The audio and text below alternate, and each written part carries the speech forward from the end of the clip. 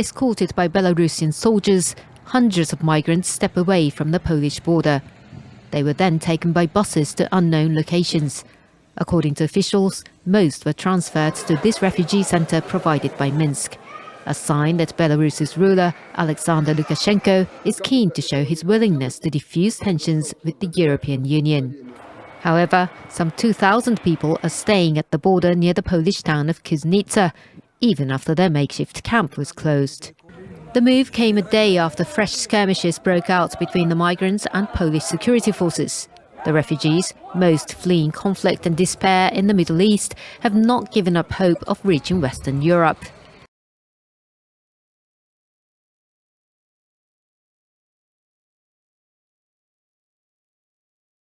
Violence and protests have escalated in Sudan. At least 15 people were killed in the capital after Sudanese forces opened fire at the protesters.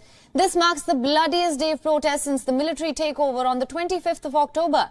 Security forces fired live rounds and tear gas at the anti-coup protesters.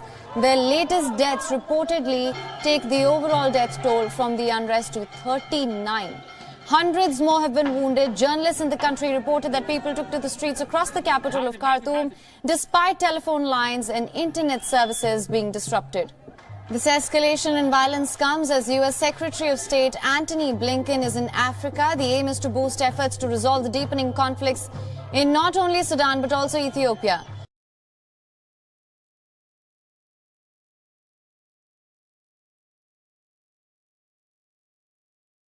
He teaches black people to love each other. His was one of the most high-profile assassinations of the civil rights era.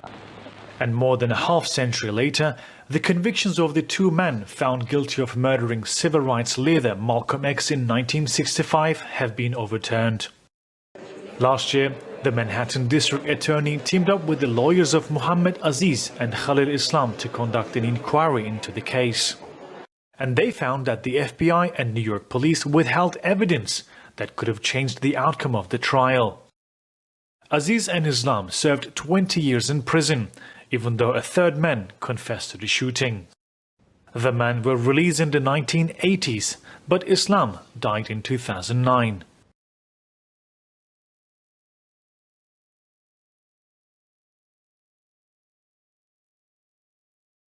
In one of the latest additions to Russia's arsenal of weapons, Russia has carried out another successful test of its Zircon hypersonic cruise missile. Russian defense military said that in a statement, the shot was conducted on a sea target in the waters of the White Sea.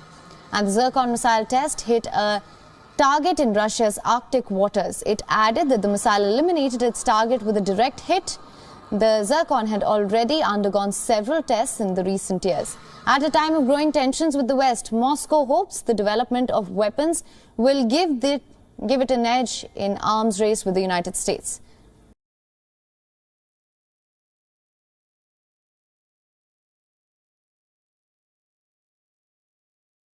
The Indian Prime Minister Narendra Modi has announced the scrapping of agricultural reform laws that have been the cause of a year of protests by hundreds of thousands of farmers. The measures allowed growers to sell produce beyond government-regulated markets, but they hurt small farmers who took to the streets in large numbers. Hundreds of people are thought to have died in clashes with police. In an address to the nation a short while ago, Mr. Modi said the government had been unable to convince some farmers of the benefits of the three laws.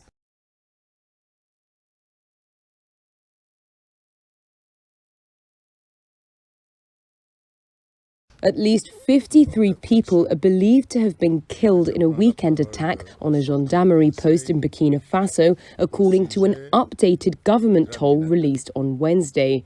It comes as President Roch Kabore responded to a public outcry over the worst strike on security forces in years.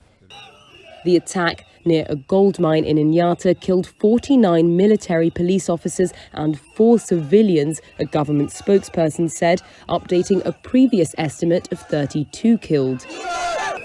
Hundreds of protesters took to the streets of Burkina Faso's capital on Tuesday over the authorities' failure to curb a 4-year Islamist insurgency that has killed thousands and forced more than 1 million people to flee their homes.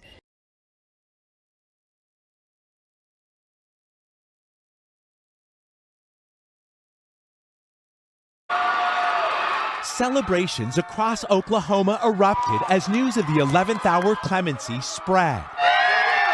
From the Capitol to college campuses, relief after the governor's decision narrowly spared the life of death row inmate Julius Jones. After prayerful consideration, writes the governor, I have determined to commute Julius Jones' sentence to life imprisonment without the possibility of parole. With Jones just hours away from lethal injection, he always maintained his innocence in the 1999 carjacking that ended with Paul Howell being gunned down in front of his family. I was not involved in the planning of this robbery. I was not present during this robbery. Convincing a pardon and parole board to grant him clemency, Jones' legal team says his friend who testified against him, Christopher Jordan, was likely the real killer and the man who planted the murder weapon inside Jones' home, which Jordan denies.